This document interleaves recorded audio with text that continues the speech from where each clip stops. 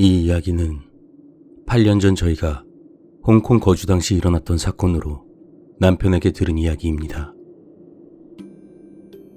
저희 남편은 항공사에서 기장으로 근무하고 있습니다. 당시 홍콩과 뉴욕을 오가는 편도가 하루 3번의 직항으로 운영되고 있었고 비행시간은 15시간에서 16시간 정도였습니다. 민간 항공기는 조종사 혼자 조종하는 법이 없기 때문에 2명을 기본으로 한다면 최대 13시간까지 비행근무할 수 있습니다. 참고로 여기서 비행근무 시간이란 공항에 출두해 비행을 위한 브리핑을 시작한 시각부터 따지기 때문에 실제 비행을 할 수 있는 시간은 10시간 정도입니다. 비행시간이 10시간이 넘게 되는 경우 비행 교대를 위해서 팀 인력이 추가됩니다. 조종사 1명이 더 탑승하여 기장과 부기장, 그리고 주니어 기장, 이렇게 셋과 사무장과 승무원으로 구성이 됩니다. 홍콩에서 출발해 뉴욕에 도착하게 되면 하루 이틀 동안은 현지 뉴욕에 있는 지정된 호텔에서 머물게 됩니다. 지금부터 말하게 될 사건은 뉴욕에서 있었던 일입니다. 이야기 진행상 반말로 진행되는 점 양해 부탁드립니다. 남편은 어느 때처럼 홍콩에서 뉴욕으로 출발했고 저녁에 무사히 잘 도착했다. 보통 첫날에 저녁에 도착하게 되면 모두 시차 적응을 위해 각자 호텔에서 배정받은 방에서 쉬면서 룸서비스로 식사를 한다. 다음 날은 거의 개인 활동을 하지만 저녁에 다 같이 일찍 모여 호텔에서 식사를 하고 쉬기도 하며 그리고 다음 날 일찍 호텔에서 다시 공항으로 출발하는 패턴이다. 사건은 40대 중반 미혼이었던 일본 승무원에게 일어났다.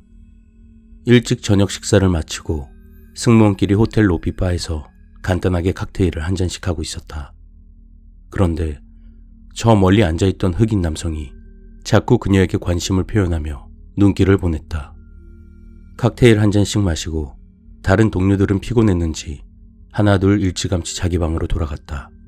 하지만 조금 더 바에서 시간을 보내고 싶었던 그녀는 혼자서 칵테일을 더 마시기로 했다. 그때 아까 그녀에게 눈길을 보냈던 흑인 남성이 다가와 정중히 합석을 제안한다. 그녀는 흔쾌히 승낙했고 늦은 밤이 될 때까지 시간 가는 줄도 몰랐던 그때 그 흑인 남성이 자기 집에서 하룻밤을 같이 보내자고 그녀에게 제안했다. 하지만 그녀는 다음날 아침 일찍 비행해야 했기 때문에 오히려 자기 방으로 가자고 제안했고 그렇게 둘은 호텔에서 하룻밤을 보냈다. 다음날 공항으로 떠나기 전 흑인 남성이 다음에 뉴욕에 또 오면 연락하라며 연락처를 건네주었다. 그녀는 연락처를 받고 공항으로 출발했다. 16시간의 비행 끝에 홍콩에 도착했고 그날은 별일 없이 집에서 편히 쉬었다. 그런데 다음날 그녀는 갑자기 얼굴과 손 그리고 팔 등에 피부가 가렵기 시작한 것이다. 알러지 증상이 나타나 급히 피부과를 찾았다. 피부과에 도착해 상담을 받자 피부 조직을 검사하게 되었고 결과는 이틀 후에 나온다 하여 그날은 간단한 항생제를 처방받고 집으로 돌아갔다. 그리고 이틀 뒤 피부과에서 빨리 병원으로 오라고 연락을 받았다. 아무 생각 없이 피부과로 도착해보니 거기엔 경찰 수사팀이 도착해 있었다. 그녀는 무슨 영문인지도 모른 채 경찰에게 끌려가 조사를 받게 되었다. 그녀의 피부 조직 검사 결과 특이한 조직 하나가 발견되었다고 한다. 무슨 반점 같은 조직이었는데 그건 오직 죽은 사람, 그러니까 시체에서만 발견되는 조직이라는 것이다. 그녀는 이해할 수 없었다.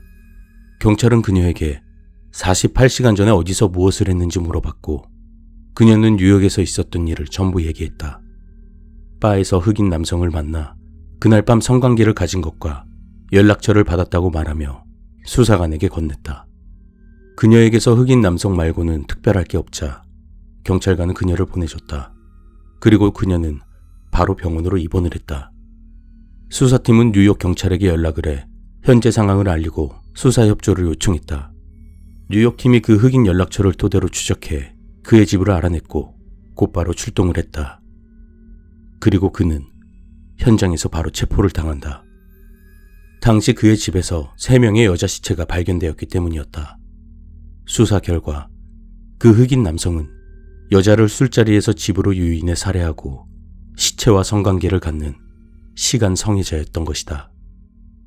이 사실을 홍콩 수사팀에게 알려줬고 또 그들은 그녀와 그녀의 회사로 이 사실을 말해주었다. 사실을 알고 난 그녀는 너무나 큰 정신적인 충격을 받았고 현재까지 정신과 치료를 받고 있다.